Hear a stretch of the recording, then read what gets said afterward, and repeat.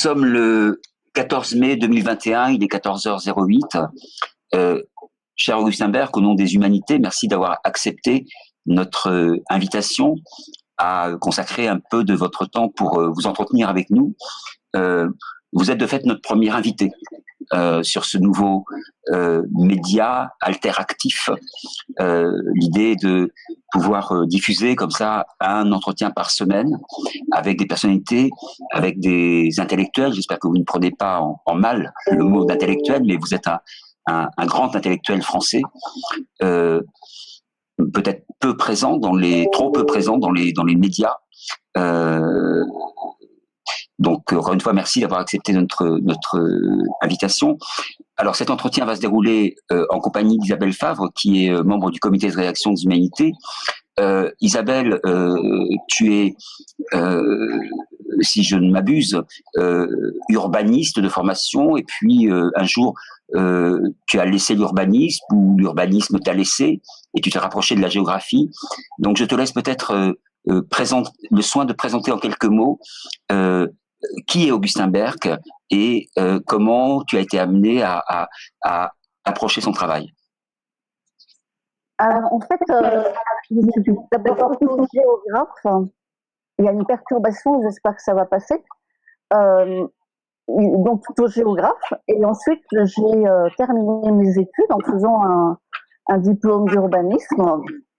Et en fait, j'ai toujours travaillé, l'urbanisme, c'est plutôt a priori la ville. Et j'ai plutôt travaillé dans ce qu'on appelle le rural. Mais en fait, Augustin Berg vient de faire paraître un recueil d'articles qui s'appelle la mésologie urbaine. Donc, mésologie, c'est une discipline qui est liée que Augustin Berg essaye de développer, sans doute qui nous donnera plus d'explications parce que c'est un mot qui n'est pas évident à comprendre. Et donc, le dernier livre qui vient de sortir, c'est la mésologie urbaine, mais dans lequel on dit justement que tout est devenu urbain.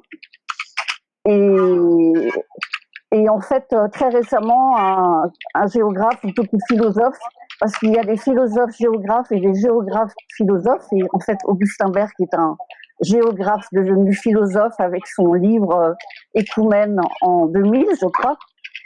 Et donc, c'est Sébastien Marot qui disait peut-être que le mot urbanisme fait partie des mots qu'on pourrait mettre à la retraite. Et enfin, c'est une question qu'on peut se poser en tout cas. Donc, peut-être qu'on pourra demander aussi rapidement à Augustin Berg de nous expliquer ce qu'il y a derrière ce titre de mésologie urbaine. Alors, Isabelle, peut-être... Mais j'allais revenir au principal, en fait, qui est le travail de transmission et d'échange qu'Augustin Berg fait avec la culture d'Extrême-Orient. C'est pour ça d'ailleurs que tout ce travail a été reconnu par les Japonais eux-mêmes il y a une dizaine d'années, puisqu'il a reçu un prix qui est réservé aux personnes qui ont vraiment bien compris la culture japonaise. Voilà, donc que voulais-tu me dire, Jean-Marc? Non, j'aimerais relancer auprès d'Augustin Berg et poser la première question, parce qu'en fait, tu as dit géographe-philosophe. J'ajouterais volontiers un troisième terme. Je considère, Augustin Berg, j'espère ne pas vous choquer, que vous êtes en fait un poète. Et j'aimerais vous questionner au début sur ce mot que vous avez forgé, qui me semble, comment dire, la force de la poésie, c'est qu'on peut la comprendre sans la comprendre, parfois. Et vous avez inventé un mot qui aurait pu être inventé par mon ami Bernard Noël, qui est mort il y a peu, il avait 90 ans, le grand poète contemporain. Ce mot, c'est émouvance. Alors, nous sommes tous des béotiens. Je suis un béotien.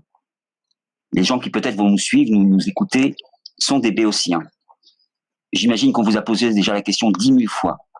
Mais est-il possible de définir, d'expliquer ce mot magnifique d'émouvance? Et comment vous l'avez trouvé? Alors, c'est un mot, en fait... Pardon.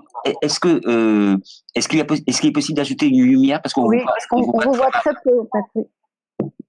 Oui, c'est curieux. Bon, ça va venir petit à petit. Voilà. L'auréole vient en parlant. Vous allez voir. Oui, alors ce mot d'émouvance, ça ne fait pas si longtemps que j'emploie, mais c'est à propos d'un mot japonais, mono no aware. Mono, c'est les choses. Ça peut vouloir dire aussi les gens quelquefois, mais ici c'est plutôt les choses. Aware, donc ce qui émeut, le fait d'être ému, et les diverses raisons d'être ému. Alors, tout cela dans un mot. Alors, un mot qui m'intéresse particulièrement, enfin un concept ou une notion qui m'intéresse particulièrement parce que justement, c'est peut-être au cœur du rapport entre l'être humain et son milieu. Voilà. D'ailleurs, en japonais, je vous interromps, mais je crois qu'on n'utilise pas le mot, il n'y a pas de traduction pour le mot qu'on utilise beaucoup en France de environnement. Parce que, si, quand même. Si. Il y a le mot kankyo, qui est à peu près la même chose. Hein. D'accord. Dans l'usage général. Bien entendu, si on remonte vers les étymologies lointaines, les origines sont très différentes de celles de l'environnement français. Fondamentalement, quand même, pour la culture et la pensée japonaise, la nature n'est pas ce qui environne l'être humain. Nous faisons partie de cette nature. Oui, là, vous touchez juste, parce que le mot même de nature, le sens dans lequel nous l'employons aujourd'hui, il a en japonais la traduction de sizen. Mais sizen, c'est un mot alors qui vient directement du chinois. En chinois, c'est zhejian, qui est utilisé dans la mouvance taoïste depuis le 6e siècle environ avant Jésus-Christ. Mais à cette époque-là, c'était tout à fait autre chose que ce que nous entendons par nature aujourd'hui. Puisque alors en chinois classique, il n'y a pas de différence nette entre les catégories grammaticales qui nous sont familières, nom, verbe, adjectif, ça. Mais c'est plutôt quelque chose d'adverbial. L'adverbial, zhejian, c'est de soi-même ainsi. C'est ça le sens de... Alors, il y a, par exemple, dans le Lao Tzu, on ne peut pas donner la date exacte à laquelle cet ouvrage célèbre dans le taoïsme a été véritablement écrit, mais on donne souvent le 6e siècle. Il y a un passage du Lao Tzu qui dit que l'homme se règle sur la terre se règle sur le ciel, et et le ciel, sur quoi se règle-t-il? Il se règle sur le Tao, c'est la voie, le Tao. Et le Tao se règle de soi-même ainsi. Ça n'est pas du tout que le Tao serait déterminé par la nature, par les lois de la nature, comme on serait porté à le croire aujourd'hui, tout à fait anachroniquement. Donc, le Tao se règle de soi-même. En somme, il suit son propre cours. Mais peut-être que beaucoup des problèmes que nous rencontrons aujourd'hui, que nous avons créés, viennent du fait que nous avons cru, en tant qu'être humain, que nous pouvions dominer et asservir la nature. Mais là, je vais peut-être un peu vite en besogne. Je vais vous poser encore quelques questions avant de laisser la main ensuite à Isabelle, peut-être pour des questions plus pointues. Moi, je ne suis pas expert en géographie, encore que nous sommes tous finalement des experts. Nous avons tous des paysages, des mémoires. Vous avez eu la chance, quand même, de naître dans une famille illustre, ou en tout cas instruite.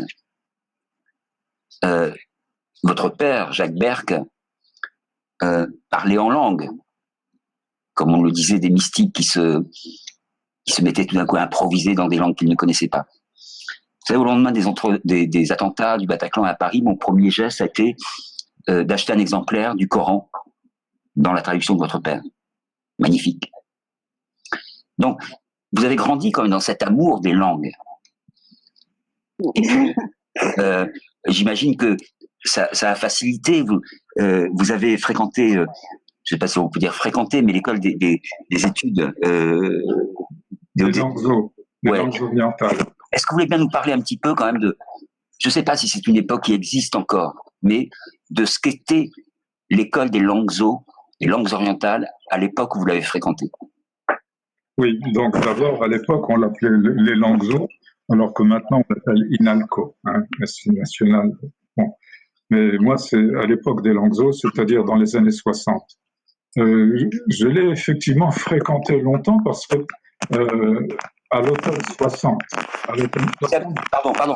Isabelle, pardon. Isabelle n'entend pas. Isabelle,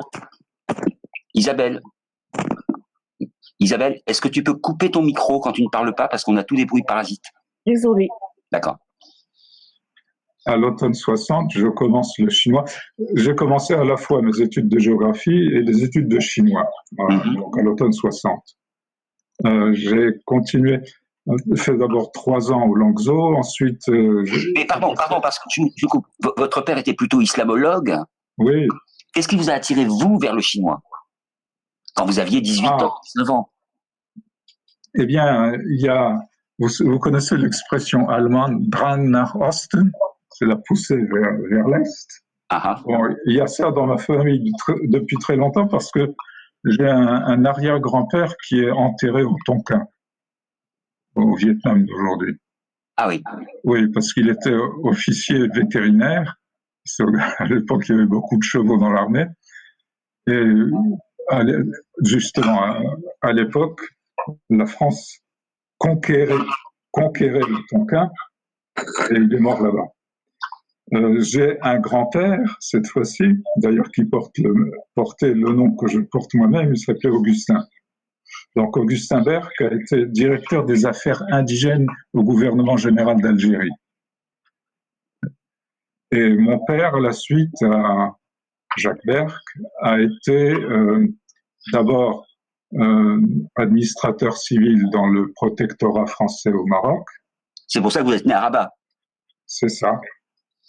Je veux vous confier quelque chose. Au lendemain de la Deuxième Guerre mondiale, quand des mouvements pour l'indépendance ont commencé à se manifester un peu partout dans l'Empire français, mais plus particulièrement en Algérie et au Maroc, on lui avait demandé un rapport officiel sur l'ordre au Maroc. L'ordre au Maroc.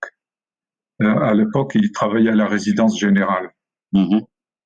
Et dans ce rapport officiel, il a glissé un imparfait du subjonctif qui est resté dans l'histoire. C'était l'ordre au Maroc serait que nous n'y fussions pas. Magnifique. 1946. Waouh. Alors, on l'a limogé. Pour un imparfait du subjonctif. Exact. Donc ça vous a rendu amoureux de la langue. Attendez, non, c'est pas ça. On l'a limogé dans une circonscription dans le sud du Maroc, dans le Haut-Atlas occidental, qui jusque-là était militaire, mais qu'on a civilisé pour lui, c'est-à-dire il est devenu contrôleur civil de cette circonscription.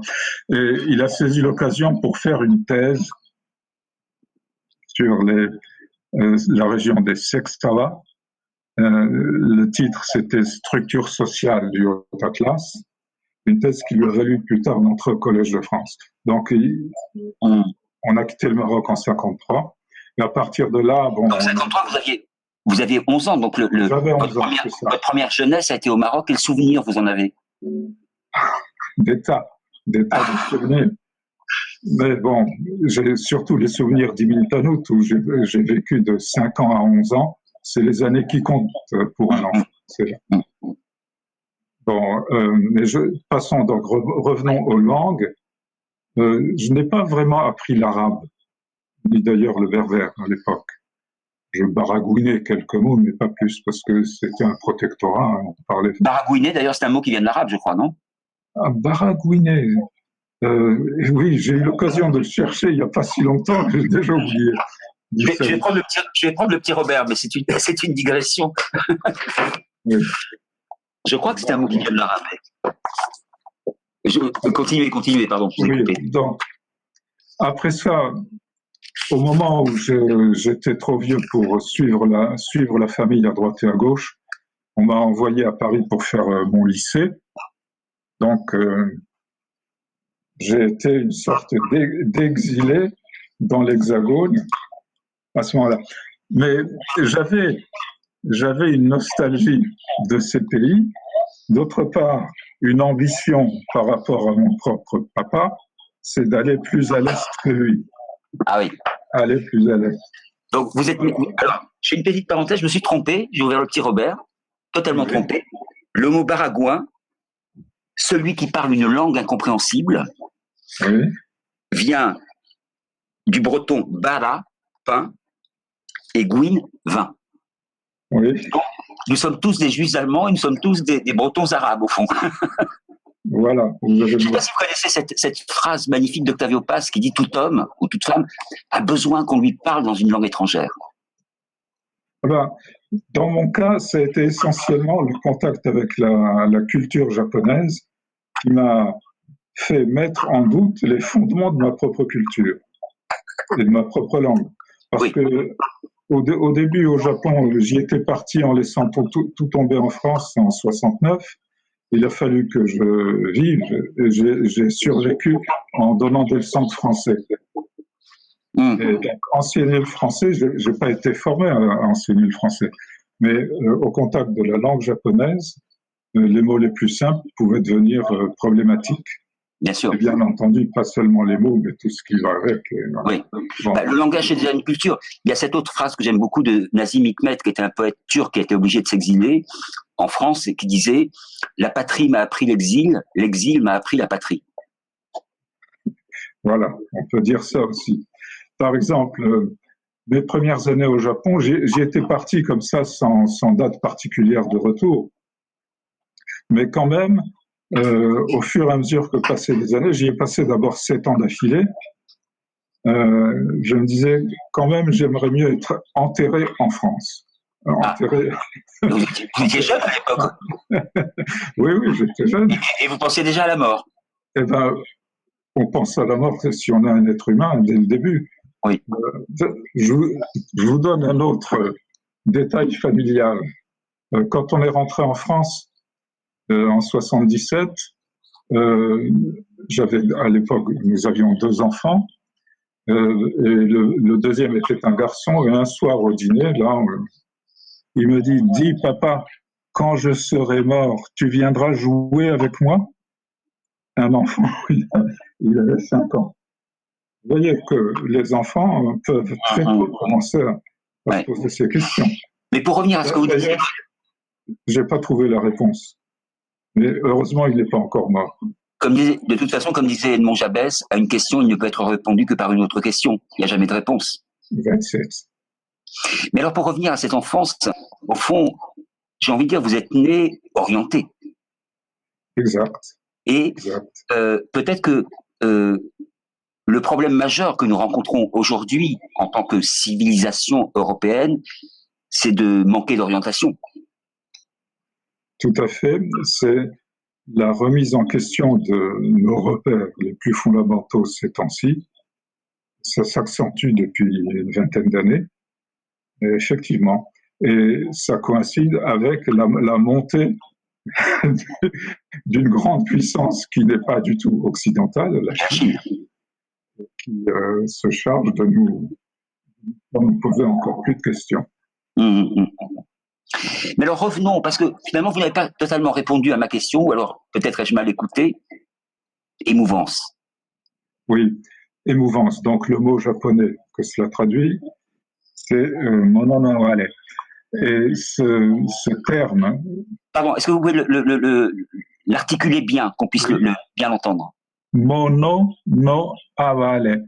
Mono no amare. A-W-A-R-E. Mano no aware. Mono. M-O-N-O. Voilà, c'est mono, c'est la chose.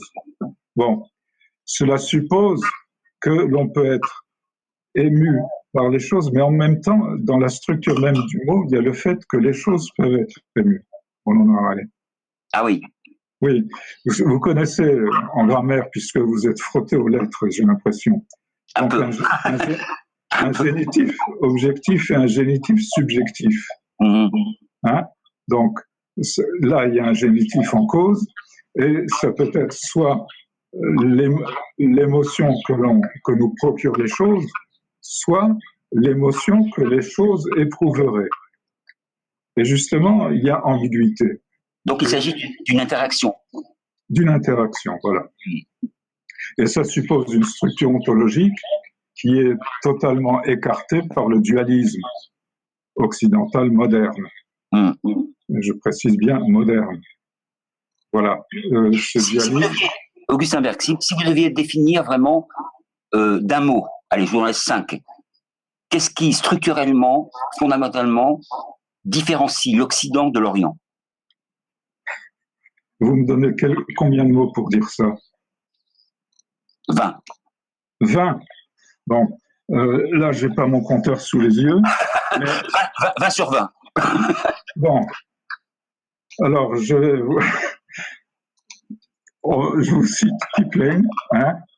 East is east and west is west, and never the twain shall meet.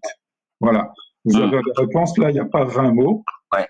Mais c'est assez désespérant parce que, bon, en français, ça veut dire que l'Est est l'Est et l'Ouest est l'Ouest, et les deux ne se rencontreront jamais.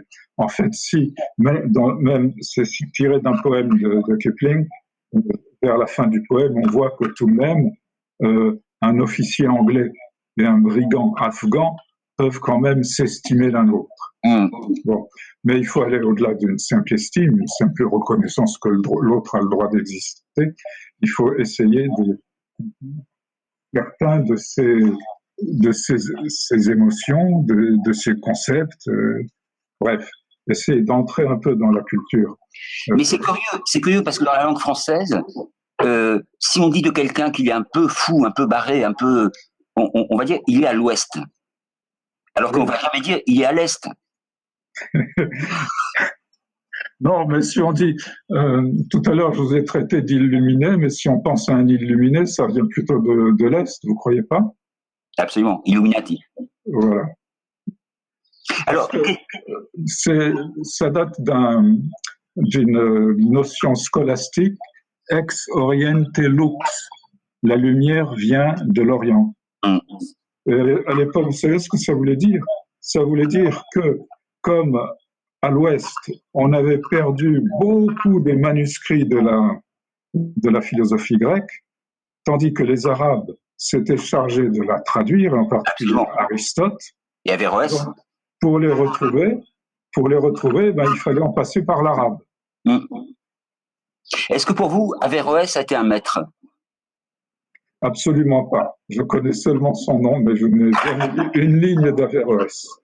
Alors, dernière question avant de laisser la main à Isabelle qui connaît beaucoup mieux que moi l'importance de votre œuvre, de vos travaux. Oui, je l'entends piaffer. Oui. Nous ne l'entendons pas, mais nous l'entendons. Une question vraiment de béotien. Vous êtes géographe. C'est quoi la géographie? Est-ce une science, une discipline, une matière? Et si c'est éventuellement une discipline, à quoi se rattache-t-elle? Aux mathématiques? Aux sciences humaines? C'est quoi la géographie? C'est un peu de tout ce que vous venez de dire. Il y a une très longue tradition, donc puis ça remonte à l'Antiquité. Mais la géographie, je dirais, dans ma perspective à moi, c'est aussi bien ce que l'humanité écrit sur la Terre, géographé, hein, c'est-à-dire les marques que l'humanité dépose, inscrit sur la surface de la Terre, mais c'est aussi ce en quoi notre relation avec la Terre nous fait aller dans un certain sens. Ça rejoint la question que vous posiez sur... Donc la géographie est une science humaine. Alors, moi je la définis comme l'étude de la relation de l'humanité avec la Terre. L'étude de la relation de l'humanité avec la Terre. La relation, pas le lien, la relation. Je sais que vous préférez les relations aux liens, mais il y a aussi des liens. Des attachements. Des attachements, oui.